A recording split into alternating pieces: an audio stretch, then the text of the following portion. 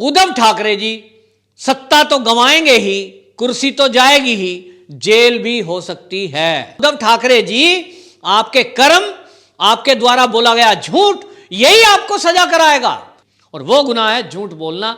इस झूठ में झूठा एफिडेविट देना। चुनाव आयोग में उन्होंने चुनाव के समय ये जानकारी छुपाई है और चुनाव आयोग इस पर एक्शन लेता है तो निश्चित रूप से मुख्यमंत्री की कुर्सी भी जाएगी और उनको जेल भी होगी। नमस्कार, मैं हूं पवन त्यागी। उद्धव ठाकरे को जेल हो सकती है। जी हां, कुछ काम ही ऐसा है। उद्धव ठाकरे ने एक फर्जीवाड़ा किया है और यह फर्जीवाड़ा चुनाव आयोग के साथ हुआ है। गलत जानकारी के चलते, जो चुनाव आयोग का नियम कहता है कि यदि कोई कैंडिडेट चुनाव लड़ते समय जो अपना शपथ पत्र देता है, यदि उसमें कोई जानकारी गलत मिलती है तो कम से कम उसको 6 महीने की सजा हो सकती है और उसकी सदस्यता भी रद्द हो सकती है। उद्धव ठाकरे जो महाराष्ट्र के मुख्यमंत्री हैं, उन्होंने चुनाव के समय जो जानकारी दी थी उसमें एक जानकारी को छुपाया गया और वो जानकारी थी रायगढ़ में खरीदी हुई फ्लैट के लिए जमीन। और वो जमीन कोई छोटी मोटी जमीन नहीं है, वो कोई थोड़ी बहुत कीमत की जमीन नहीं है, वो 5 करोड़ 29 लाख रुपए की जमीन खरीदी गई थी। ये रायगढ़, आपको बता दें, रायगढ़ का अलीबाग तहसील में एक गांव है, उस गांव की जमीन को खरीद कर वहां बड़े बड़े फ्लैट बनाए गए, आलीशान फ्लैट बनाए गए। और इन फ्लैटों की जानकारी जो 5 करोड़ 29 लाख की खरीद फरोख्त है, यह भी ऐसे व्यक्ति से की गई जो बहुत विवादों में रहा था। और विवाद आया था रिपब्लिक भारत के अर्नब गोस्वामी को लेकर। जी हां, वो नाम है अन्वय नाइक।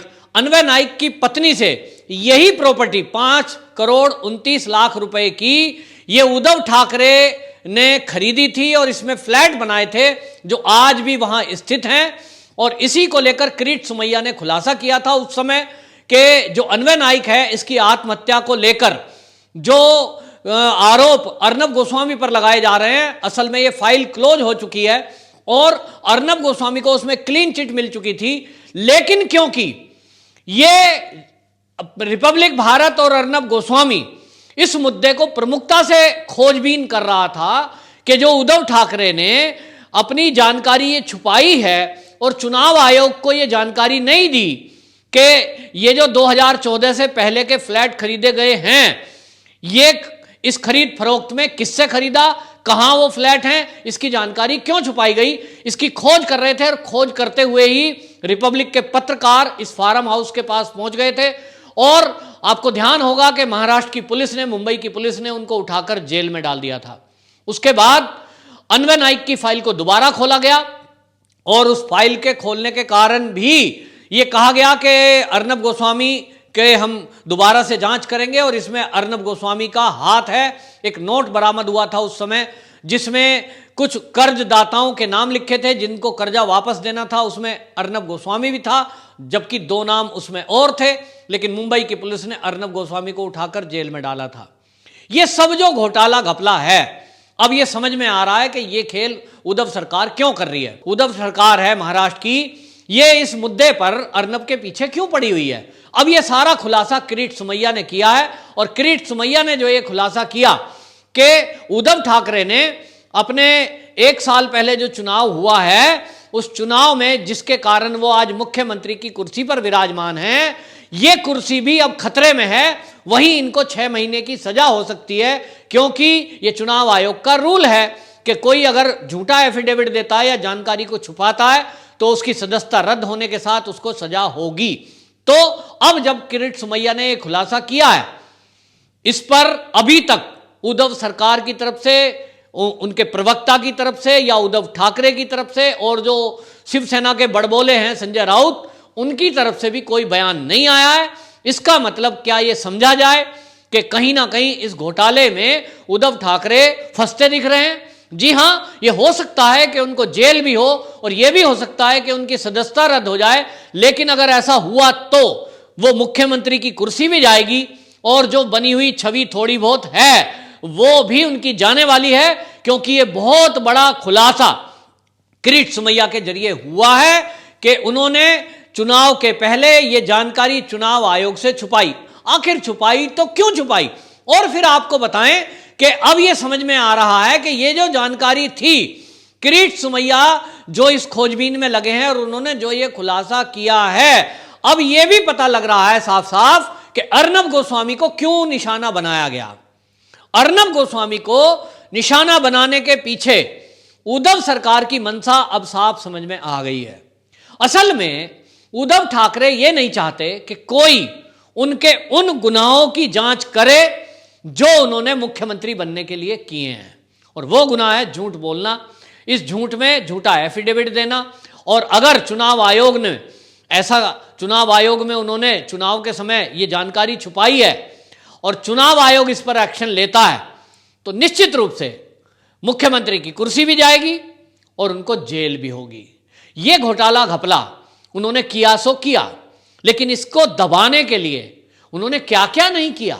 जब लोगों ने उनसे सवाल पूछे, रायगढ़ के लोगों ने उनसे सवाल पूछे कि एक पत्रकार अगर कोई खोजबीन कर रहा है और फार्म हाउस के आसपास पहुंच जाता है, पत्रकार का काम है खोजबीन करना, तो आप इसमें जवाब दो।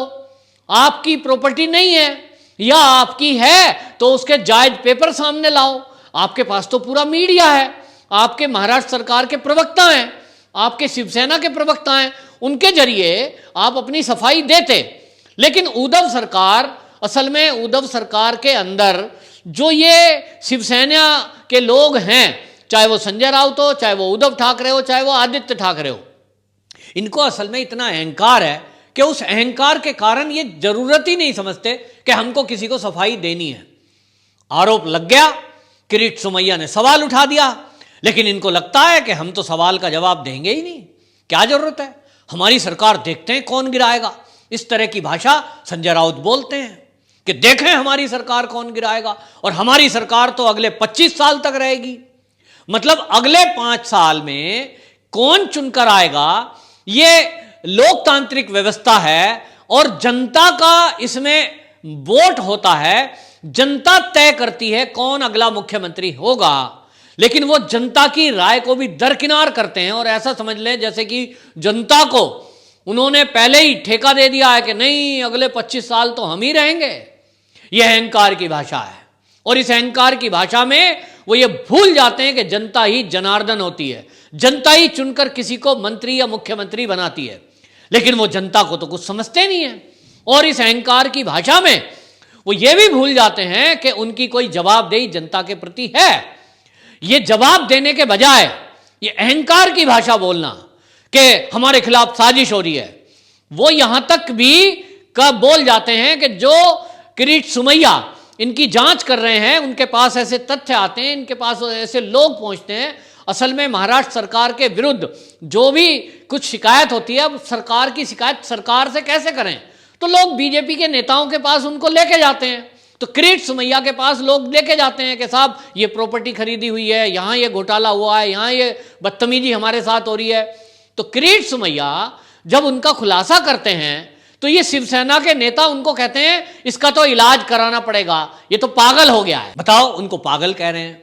अरे भाई, वो पागल तब घोषित होंगे ना कि जब उनके द्वारा दी गई जो जानकारी है, जो किरीट सुमैया ने खुलासा किया है, आप उसके काउंटर में उनको झूठा सिद्ध करने के लिए आप सच्चे पेपर लाओ, जनता के सामने लाओ, एक प्रेस कॉन्फ्रेंस करो जैसी किरीट सुमैया ने की, और आप किरीट सुमैया की तरह प्रेस कॉन्फ्रेंस करते हुए उसके पेपर दिखाओ कि ये रहा हमारा एफिडेविट जो हमने चुनाव आयोग को दिया था। इसमें हमने लिखा है कि ये हमारे फ्लैट हैं रायगढ़ में हमारी जमीन है जिसकी कीमत 5 करोड़ 29 लाख तो तब थी जब खरीदा था, आज तो वो 5 करोड़ से बढ़कर लगभग 2-3 गुना तो हो ही गई है। तो अब आप समझिए कि जब वो लगभग 10 करोड़ की जमीन हो गई है, तब उसकी जानकारी आपने यदि दी है तो उसको छुपाने के बजाय आप दिखाइए। जब जनता ये देखेगी कि आपने चुनाव आयोग में इसकी जानकारी दी थी, रायगढ़ की जमीन की और फ्लैट की जानकारी दी थी, किरीट सुमैया झूठ बोल रहे हैं, तो जब किरीट सुमैया झूठे सिद्ध हो जाएंगे तब जनता ये समझने लगेगी कि ये आदमी शायद पागल हो गया है, झूठी बातें फैलाता है, और फिर किरीट सुमैया की बात पर कोई यकीन भी नहीं करेगा। लेकिन यदि आपने इसका खुलासा नहीं किया और आप अहंकार की और दादागिरी की भाषा बोलते रहे कि देखें हमें कौन जेल में डालेगा, देखें हमारी कौन सरकार गिराएगा। तो भाई देखें, किसको देखने की बात करते हो? ये बाबा साहब अंबेडकर साहब का बनाया हुआ संविधान है और ये संविधान कहता है कि यदि कोई अपराधी है, यदि किसी ने कोई झूठ बोला है, यदि किसी ने कोई चुनाव आयोग से जानकारी छुपाई है तो उसके विरुद्ध कार्रवाई होगी।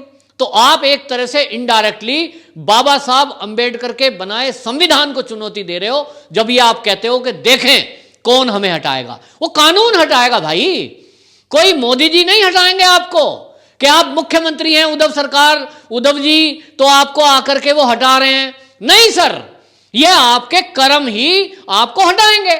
उद्धव ठाकरे जी, आपके कर्म, आपके द्वारा बोला गया झूठ, यही आपको सजा कराएगा। कोई आपको सजा नहीं कराने वाला है।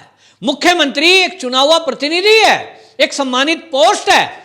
आपने तो कहा कि मेरे नाम के पहले जी नहीं लगाया, मेरे बाद नाम के बाद में, तो अर्नब गोस्वामी को तो सजा करा रहे थे आप, प्रस्ताव पास कर दिया सदन से आपने। तो ये बिल्कुल बात है, हमारे संविधान में लिखा है कि चुने हुए प्रतिनिधि का सम्मान करना चाहिए। तो उद्धव ठाकरे जी, आपके ऊपर सारी जनता ने विश्वास किया और आज आप मुख्यमंत्री बने बैठे हैं, तब आप जनता के प्रति जवाबदेही आपकी बनती है कि नहीं बनती है कि यदि आपका सब कुछ ठीक ठाक है तब आपने झूठ क्यों बोला।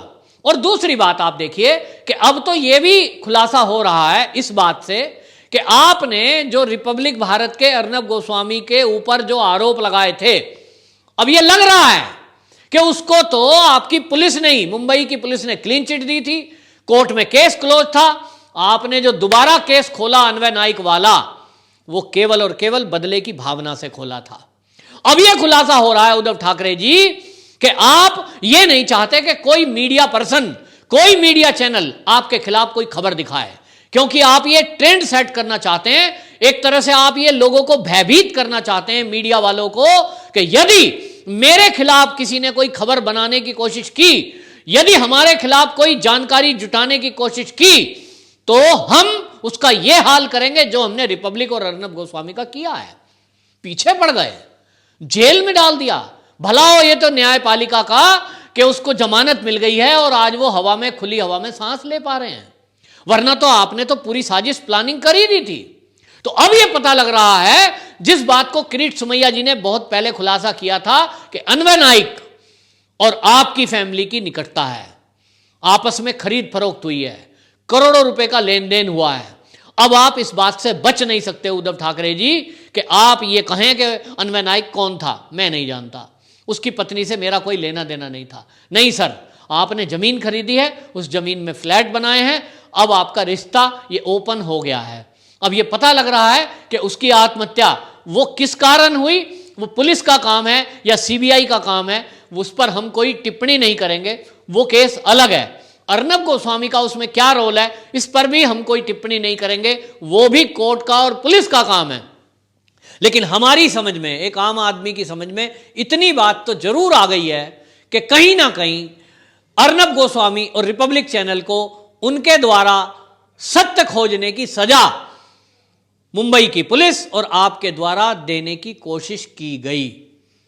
तभी शायद उनके रायगढ़ में जाकर रिपोर्टिंग करने के कारण आपने उनके पत्रकारों को जेल में डाला और उनके ऊपर दोबारा से केस फाइल करके केस किया अन्वय नाइक के बारे में।